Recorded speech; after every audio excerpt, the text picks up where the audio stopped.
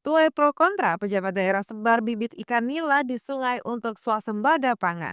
Beberapa waktu lalu, PJ Gubernur Sulawesi Barat Bahtiar Baharudin rutin melepas ratusan ribu bibit ikan nila di sungai-sungai. Program ini bertujuan untuk menambah produksi ikan nila di Provinsi Sulawesi Barat dan mendukung upaya pemerintah pusat dalam swasembada pangan. Beberapa pihak mendukung program ini karena masyarakat bisa kembali memancing di sungai yang dipenuhi oleh ikan untuk dibawa pulang ke rumah. Namun, program tersebut juga mendapat kritik dari aktivitas lingkungan yang dinilai justru akan memusnahkan ikan endemik.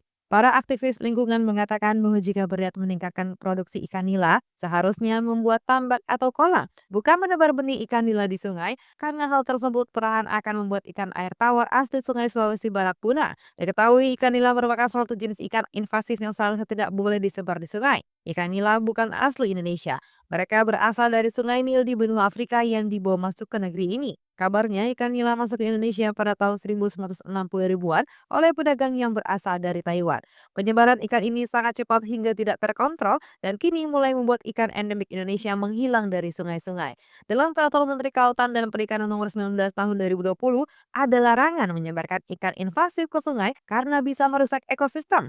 Adapun pelaku penyebar ikan invasif di sungai dapat sanksi pidana berupa kurungan penjara 10 tahun atau denda sekitar 2 miliar rupiah. Aturan yang sudah dibuat ini seperti tidak disadari atau dihiraukan oleh Bahtiar Baharudin yang justru membuat program menebar benih ikan nila di sungai. Ikan nila merupakan omnivora yang dapat makan segala jenis makanan termasuk ikan-ikan kecil endemik di sungai Indonesia. Banyak pilihan ikan endemik lainnya yang seharusnya menjadi pilihan seperti ikan ueder cangkul, ikan betok, ikan tewes, dan ikan belida, ikan baung, lele lokal, hingga ikan dewa. Semua ikan tersebut bisa dikonsumsi dan masih memiliki nilai gizi yang tidak kalah bagus dari ikan nila. Sementara itu, di Sulawesi ada sekitar 70 spesies ikan endemik yang hidup di air tawar. Sebagian besar dari mereka masuk dalam famili ikan opudi atau Sailfin salvicides, ikan padi atau rice fish, ikan julung-julung atau Viviparus halfbreed, dan ikan gobi atau gobies. Di Indonesia, ikan nila masih dianggap sebagai makanan lezat, padahal di negara lain sudah dimasukkan dalam daftar hama yang harus dimusnahkan. Seperti di Amerika, sebagian negara Eropa, Australia, bahkan di Thailand, ikan nila sudah dianggap hama.